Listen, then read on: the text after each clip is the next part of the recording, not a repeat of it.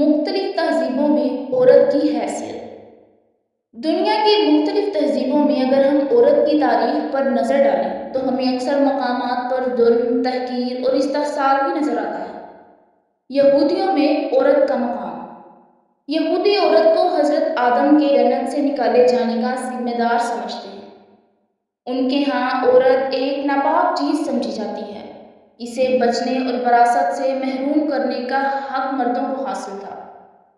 ان کے نزدیک عورت ایک لعنت تھی کیونکہ وہ حضرت آدم کو برگلا کر جنت سے نکالنے کا سبب بنی۔ تورات میں آیا، عورت موت سے بھی زیادہ تلخ ہے اور جو اللہ کے سامنے نیک ہے وہ اس سے بچ جائے گا۔ عیسائی کہتے ہیں عورت کو انسان تو مانا گیا مگر اسے مرد کی خدمت کے لیے پیدا کیا گیا۔ یہ عقیدہ بھی پایا جاتا ہے کہ عورت کی روح جہنم کے عذاب سے بچنے والی نہیں ہے سوائے حضرت مریم کے۔ یہ سوچ عورت کو ایک ناقص مخلوق بنا کر پیش کرتی رہی۔ قدیم ہندو تہذیب میں ہندو عورت اگر بیوہ ہو جاتی تو اسے شوہر کی لاش کے ساتھ زندہ جلا دیا جاتا، کبھی کبھار اسے دفن بھی کر دیا جاتا۔ اس کی کوئی انفرادی حیثیت نہ تھی۔ چینی اور جاپانی تہذیب۔ چینیوں کے نزدیک عورت کو دردناک پانی کہا جاتا تھا، ایک بوجھ جسے جب چاہے نکالا جا سکتا تھا۔ شوہر کے مرنے پر بیوہ کو جانوروں کی طرح خدمت کے لیے رکھا جاتا۔ جاپانی معاشرے میں باپ کو بیٹی یا بہو کو نکالنے حتیٰ کہ قتل یا فروخت کرنے کا اختیار حاصل تھا۔ فارسیوں میں عورت کو فساد کی جڑ اور ذلت کی علامت سمجھا جاتا، اس پر سخت پابندیاں اور ظلم روا رکھا جاتا اور وہ شوہر کی مکمل ملکیت سمجھی جاتی تھی۔ یونانی تہذیب میں یونانی عورت کو شیطان کا عمل کہا جاتا ہے۔ وہ بازاروں میں بیچی جاتی، وراثت سے محروم رہتی۔ فلسفی ارسطو نے کہا عورت مرد کا غیر مکمل حصہ ہے، فطرت نے اسے تخلیق کی نچلی سطح پر چھوڑ دیا۔ سقراط نے کہا عورت دنیا کے بحرانوں کی اصل جڑ ہے، وہ زہریلے درخت کی مانند ہے جس کا پھل پرندوں کو مار دیتا ہے۔ روم میں رومی عورت کی حالت یونانی عورت سے بھی بدتر تھی۔ اسے صرف جسمانی لذت یا خدمت کے لیے رکھا جاتا، خریدی اور بیچی جاتی، یہاں تک کہ شوہر کو اس کی زندگی یا موت کا اختیار بھی حاصل ہوتا۔ عورت کو روح کے بغیر سمجھا جاتا، آخرت کی زندگی کی بھی حقدار نہیں سمجھی جاتی تھی۔ اسے بات کرنے، ہنسنے اور جاگنے کی اجازت نہ تھی۔ جاگوس کہتے ہماری عادت ہے کہ عورتوں کو ان کی کم عقلی کی وجہ سے زیر نگرانی رکھا جائے۔ بعض عورتوں کے منہ میں لوہے کے قفل ڈالے جاتے تھے تاکہ وہ بول نہ سکیں۔ جاہلیہ عرب میں عورت کو ایک متاع سمجھا جاتا، جانوروں کی طرح ملکیت۔ وراثت کا کوئی حق نہ تھا، کہا جاتا تھا وارث وہی ہو سکتا ہے جو تلوار اٹھا سکے اور قبیلہ بچا سکے۔ بیٹیوں کو زندہ دفن کر دینا معمول تھا، عورت کے وجود کو باعث شرم سمجھا جاتا۔ جدید مغربی تہذیب میں انگلینڈ میں عورت کو بازار میں صرف چند ڈالرز کے عوض بیچ دیا جاتا کیونکہ چرچ کے نزدیک وہ ایک بوجھ تھی۔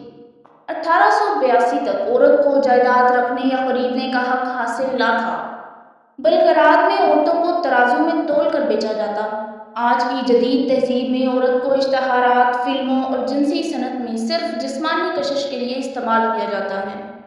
عورت کو آزادی کے نام پر استحصال کا نشانہ بنایا گیا، حتیٰ کہ سفید غلامی جیسی صنعتیں پیدا ہوئیں۔ اسلام میں عورت کا مقام۔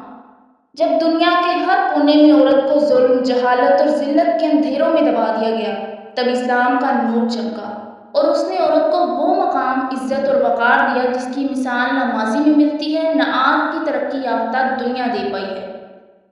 نبی کریم صلی اللہ علیہ وسلم نے فرمایا عورتیں مردوں کی شریک ہیں، یعنی انسانیت، عقل، جزا و سزا، عبادت، تقویٰ اور آخری نجات میں عورت مرد کے برابر ہے۔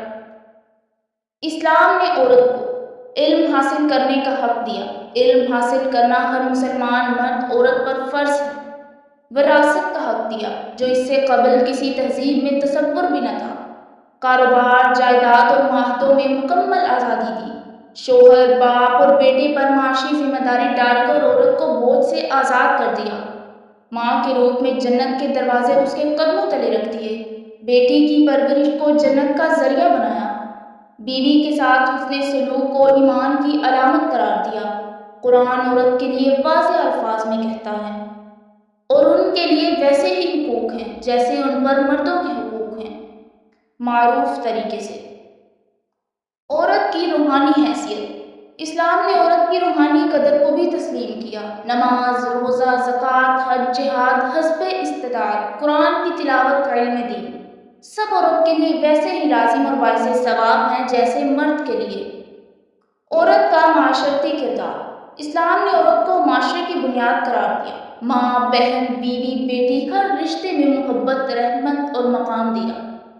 نبی اکرم صلی اللہ علیہ وسلم کے آخری خطبے میں انہوں نے فرمایا، عورتوں کے بارے میں اللہ سے ڈرو۔